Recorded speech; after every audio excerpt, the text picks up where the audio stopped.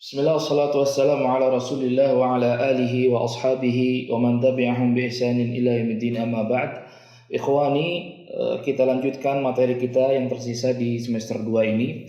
Kita akan selesaikan atau kita akan pelajari beberapa materi yang ana rangkum di Sautiyah ini.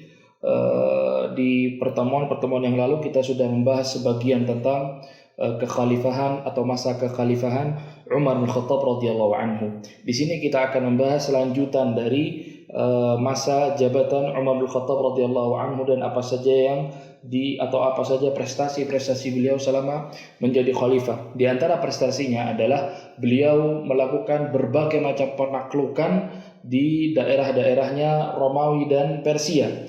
Di antaranya di halaman 77 di kitab kita ini, di situ muallif menyebutkan bahwasanya atau menyebutkan tentang penaklukan yang dilakukan oleh Umar bin Khattab radhiyallahu anhu di daerah Syam. Yang mana di situ al-muallif menyebutkan bahwasanya Umar ibn Khattab radhiyallahu anhu menentukan satu pemimpin untuk pasukan kaum muslimin yang ada di Syam. Yang mana sebelumnya sebagian kaum muslimin terjadi perjanjian di antara sebagian kaum muslimin untuk saling tolong menolong, bahu-membahu, saling mengganti di antara mereka untuk memimpin perang. Akan tetapi Umar bin Khattab radhiyallahu anhu seketika setelah beliau menjadi khalifah, beliau memerintahkan agar menentukan satu orang. Beliau menentukan satu orang untuk menjadi pemimpin kaum muslimin. Akhirnya dipilihlah salah seorang sahabat yang bernama Abu Ubaidah ibn al-Jarrah radhiyallahu anhu. Dipilihlah beliau menjadi pemimpin oleh Umar bin Khattab yang kemudian mengatur strategi yang akan dilalui bersama kaum muslimin untuk memerangi orang-orang kufar di Syam. Akan tetapi di pelajaran yang lalu kita sebutkan bahwasanya pemimpin di peperangan Yarmuk itu adalah Khalid ibn Walid. Di sini terjadi sedikit pelencengan sejarah yang dilakukan oleh orang-orang yang tidak senang kepada Umar bin Khattab radhiyallahu anhu. Mereka mengatakan bahwasanya Umar bin Khattab benci kepada Khalid, yang akhirnya Khalid diganti oleh Abu Ubaidah ibn Jarrah dan seterusnya. Ini dilakukan rata-rata oleh orang-orang Syiah Rafidhah yang mana mereka sangat membenci Umar ibn Khattab radhiyallahu anhu. Akan tetapi ada beberapa bantahan yang dituliskan oleh para ulama bahwasanya di antaranya yang sudah ditulis oleh muallif di sini di halaman 77 bahwasanya Abu Bakar radhiyallahu anhu lam yu'ayyin Khalid ibn Walid qaidan li juyush Syam. Sesungguhnya Abu Bakar radhiyallahu anhu ketika menjadi khalifah sebenarnya tidak menyuruh Khalid ibn Walid untuk menjadi pemimpin umum, untuk menjadi panglima umum bagi kaum muslimin di peperangan itu. Akan tetapi yang dilakukan oleh Abu Bakar radhiyallahu anhu, beliau menyuruh Khalid untuk datang kepada mereka, mendatangi kaum muslimin di Syam agar membantu mereka. Sampai akhirnya kemudian terjadi perjanjian, yaitu saling tukar-menukar, saling bergantian untuk menjadi pemimpin di peperangan tersebut. Akan tetapi ketika Khalid bin Walid menjadi pemimpin pertama yang nantinya akan digantikan, tiba-tiba meninggal Abu Bakar radhiyallahu anhu dan Umar bin Khattab radhiyallahu anhu dijadikan khalifah. Seketika itu pula Umar bin Khattab menentukan qaid, menentukan pemimpin, menentukan panglima untuk perang di Syam tersebut. Sampai akhirnya dipilih Abu Ubaidah ibn al-Jarrah. Yang pertama adalah bantahan yang pertama bahwasanya Abu Bakar radhiyallahu anhu tidak atau belum memilih pemimpin umum, memilih panglima inti dalam peperangan di Syam. Kemudian bantahan yang kedua adalah anna Khalid bin al-Walid talaba min al-qadati al-akharin tanawub al-qiyadati ma'ahum. Sesungguhnya Khalid bin Walid radhiyallahu anhu meminta kepada pemimpin-pemimpin kaum yang lainnya pada saat itu untuk bergantian menjadi panglima, yang mana deretan pertama atau panglima pertama itu adalah diampu oleh Khalid ibn Walid radhiyallahu anhu. Kemudian bantahan yang ketiga adalah anna Umar arada tauhid al-qiyadah. Falimada lam naqul azala عُزِلَ عَمْرُ بن العاص وشرحبيل بن حسنة ويزيد بن أبي سفيان المعينين بشتم الواضح من قبل Abu Bakar radhiyallahu anhu. Abu Bakar radhiyallahu anhu telah menentukan di masa kekhalifahannya bahwasanya Syurahbil bin Hasanah sebagai pemimpin di kaumnya atau di pasukan sudah ditentukan. Yazid bin Abi Sufyan juga sebagai pemimpin. Begitu juga sahabat-sahabat yang lainnya, Syurahbil bin Hasanah, Amr bin As dan seterusnya. Itu sebelumnya sudah ditentukan oleh Abu Bakar radhiyallahu anhu untuk memimpin pasukan tertentu. Amr bin As menjadi pemimpin untuk sekian pasukan. Syurahbil bin Hasanah menjadi pemimpin untuk setiap pasukan dan seterusnya.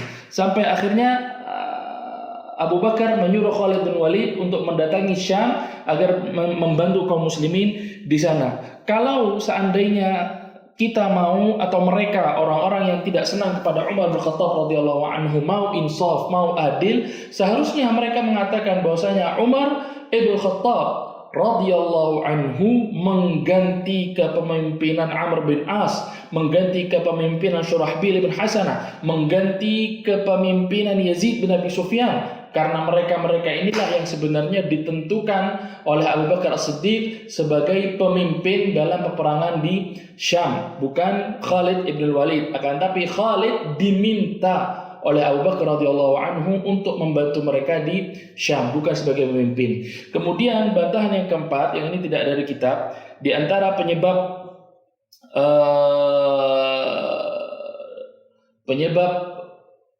Umar bin Khattab radhiyallahu anhu tidak menjadikan Khalid sebagai pemimpin adalah untuk menjaga akidah kaum muslimin.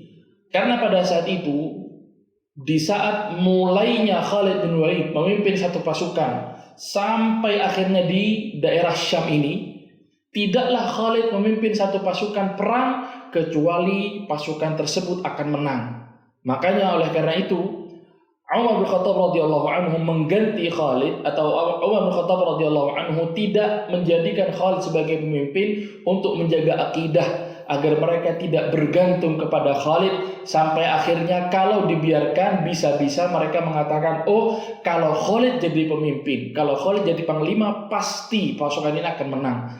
Khalid atau Umar bin Khattab radhiyallahu anhu akan mengajarkan kepada kita, mengajarkan kepada kaum muslimin untuk sadar bahwasanya kemenangan dan kekalahan itu datangnya hanya dari Allah Subhanahu wa taala. Ini bantahan-bantahan kepada orang-orang yang mengatakan bahwasanya Umar benci kepada Khalid ibn Walid. Kemudian setelah kemenangan yang terjadi oleh kaum muslimin, Amr bin As melanjutkan, atau Abu Ubaidah bin Jarrah radhiyallahu anhu melanjutkan penaklukan-penaklukannya.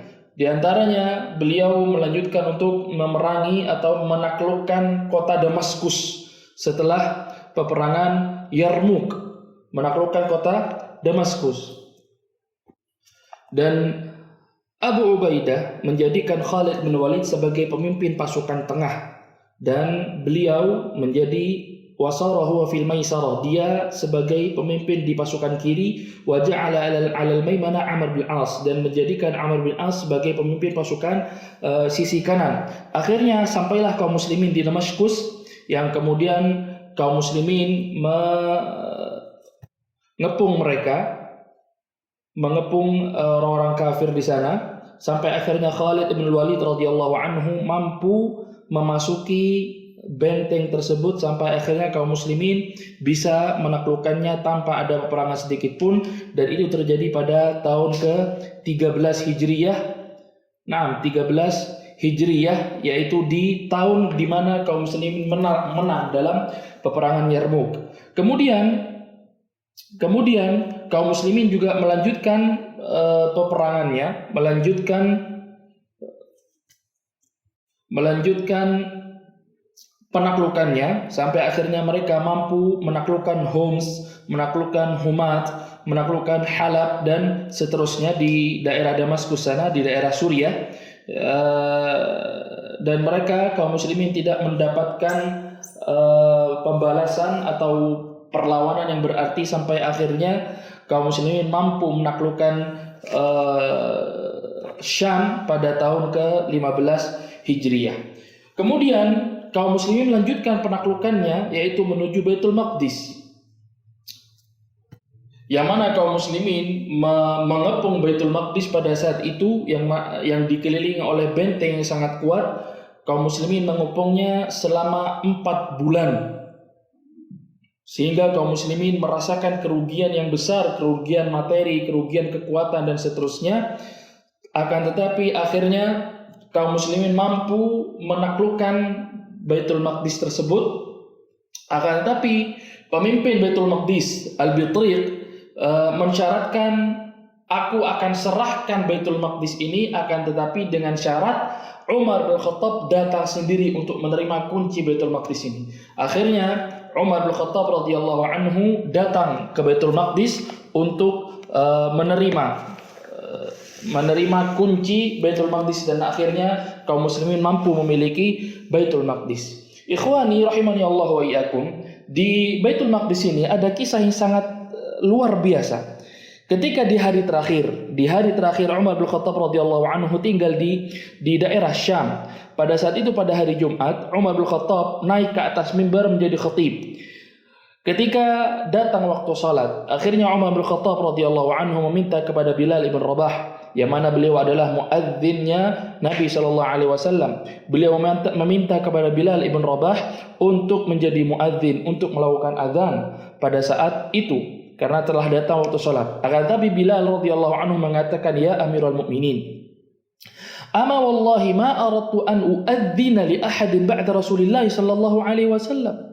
Wahai Amirul Mukminin, demi Allah, aku sebenarnya tidak mau untuk disuruh azan lagi sepeninggal Rasulullah sallallahu alaihi wasallam. Walakin sa'uti'uka al-yawm idza amartani fi hadhihi as-salati wahdaha. Akan tapi pada hari ini aku akan mengikuti perintahmu pada waktu salat ini saja, dan aku tidak mau setelahnya. Falamma adzana Bilal, ketika Bilal bin Rabah radhiyallahu anhu mengangkat suaranya untuk azan, dan para sahabat mendengarkan azan yang dilantunkan oleh Bilal bin Rabah, zakaru nabiyahum, akhirnya para sahabat mengingat masa-masa mereka bersama Rasulullah sallallahu alaihi wasallam. Fabakau bukaan syadidan, akhirnya kaum muslimin, para sahabat yang ada di sana menangis sejadi-jadinya. Walam yakun minal muslimina yawma idin ahadun atwala bukaan min Abi Ubaidah bin Jarrah Mu'adz bin Jabal, dan tidak ada dari kaum muslimin yang paling keras nangisnya, paling lama nangisnya daripada Abu Ubaidah bin Jarrah dan Mu'adz bin Jabal radhiyallahu anhuma, hatta qala lahumma Umar bin Khattab, hasbukuma rahimakumullah. Berhentilah wahai Abu Ubaidah, berhentilah wahai Mu'adz ibn Jabal, rahimakumullah, semoga Allah Subhanahu wa taala merahmati kalian. Inilah dengan satu suara, dengan suaranya Bilal yang melantunkan adzannya yang sangat indah pada saat itu, menjadikan para sahabat mengingat masa-masa lalu, mengingat masa-masa mereka tinggal bersama Nabi sallallahu alaihi wasallam, sehingga mereka pun mengingat kembali Rasulullah, merasakan kerinduan itu memuncak lagi, sampai akhirnya setiap kaum muslimin, setiap sahabat yang ada di sana merasakan atau menangis dengan adzannya Bilal radhiyallahu anhu. Begitulah akhirnya diserahkanlah Baitul Maqdis kepada Umar bin Khattab, dan kembalilah Baitul Maqdis menjadi milik kaum muslimin. Naam ikhwani, a'azzani Allah wa iyyakum jami'an. Nanti di potongan sautiyah selanjutnya kita akan bahas beberapa hal terkait dengan sisa pelajaran kita di semester